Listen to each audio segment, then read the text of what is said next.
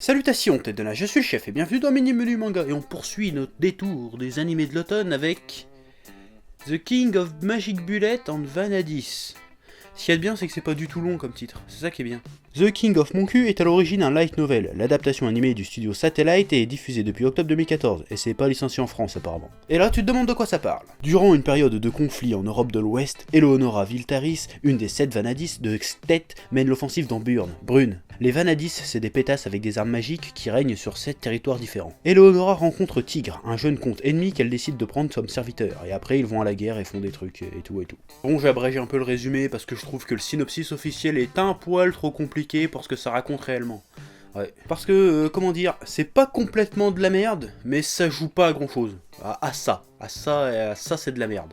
Tu vois. Bon bah a priori on a un monde d'heroic fantasy à la con avec un héros masculin quasiment unique entouré par des dizaines de pétasses au pouvoir élémentaire à la con très peu vêtus et qui comme par hasard en veulent tous à son chibre. Bon bah alors là on est dans les classiques là, on est en terrain inconnu quelque part. Donc en gros t'auras compris que c'est plus ou moins la même merde que Blade of Elemental là, le truc à la con que j'ai piqué ma gueule en dessus tellement c'était à chier qu'on se foutait de la gueule du monde. Mais là c'est pareil, sauf que si Blade of Elemental c'était qu'une grosse daube infâme qui prenait les gens pour des cons, qui n'avait pas d'autre ambition que d'être une daube infâme qui prenait les gens pour des cons, et ben là, le King of Mon Cul, là, et ben en fait, c'est pareil, mais ça essaye quand même de se donner des airs ambitieux, tu vois. Bah par exemple, ils essayent de créer un univers plutôt riche en s'inspirant de l'Europe de je ne sais pas quelle époque exactement, par exemple en prenant des noms de bleds ou de royaumes qui ont vraiment existé ou qui existent encore aujourd'hui, tu vois. Par exemple, le héros, il vient d'Alsace, tu vois. Bon par contre, c'est pas l'Alsace ambiance bière, choucroute et collaboration, non, c'est pas ça le délire, là ça ressemble plus à la comté dans le Seigneur des Anneaux, tu vois. Ouais, ils ont repris juste le nom Alsace pour le côté folklorique, ouais, parce qu'apparemment, les Japonais,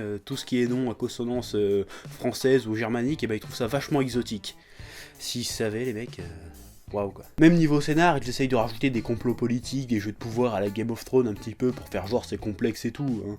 Ils essayent aussi de faire de l'épique, mais bon, le seul truc un peu épique qu'il y a là-dedans au final, c'est l'opening. Parce que le gros problème de cet animé, c'est que c'est plat. C'est pas spécialement mou du cul, mais c'est plat. À aucun moment je me suis amusé en regardant ça, à aucun moment je suis rentré dedans, je me suis fait chier. Une fois l'épisode fini, bah rien, j'y pensais plus. Pourtant il se passe des trucs, mais on s'en fout en fait. Puis la narration est chelou, parce que ça alterne les flashbacks et les flash-forward inutiles. Bah les flash-forward c'est comme les flashbacks, sauf que ça va dans le futur. Ou quand tu savais pas, je sais pas, je connais pas ton level, donc je t'explique. Par exemple, il y a une scène où tu les vois à cheval. Ils sont en train de trottiner peinard, ils discutent. Puis la scène d'après, en fait c'est ce qui s'est passé avant, et tu sais pourquoi ils sont à cheval en fait. C'est genre, t'as une scène où le gars il fait faudrait qu'on aille là-bas. La meuf a fait oui, prenons nos chevaux. Et puis hop, ça revient à la scène où ils sont sur leurs chevaux. Ça ne sert à rien de faire ça, je sais pas pourquoi ils font ça. Et c'est ça, toutes les scènes en fait. Bon, tu me diras, c'est un parti pris narratif comme un autre, pourquoi pas après tout. Ouais, sauf qu'on n'est pas dans Memento là, on a une espèce de dessin animé échi-aremesque à la con qui raconte rien, tu vois. Vu la pauvreté du récit qu'on nous balance ici, utiliser ce genre de mécanique, ça fait plus casse-misère qu'autre chose. Ça essaye de faire passer un truc tout con et bateau pour un truc complexe et novateur, alors que non, en fait, apparemment de t'appeler Jean-Kevin, d'avoir 12 ans et 13 de QI, tu vois tout de suite que c'est de la merde, je suis désolé. Mais bon, au moins les gars ont essayé de faire quelque chose, bon, ils sont juste foirés quoi, c'est tout, mais bon, L'important c'est participer comme on dit. Si je devais mettre une note, truc que je fais jamais parce que ça sert à rien, je mettrais un 10 mais pour l'effort quoi, franchement. Bon, c'est un peu comme le débile de la classe à l'école, tu vas lui mettre la moyenne pour l'encourager mais tu sais très bien qu'il finira jamais astronaute le mec.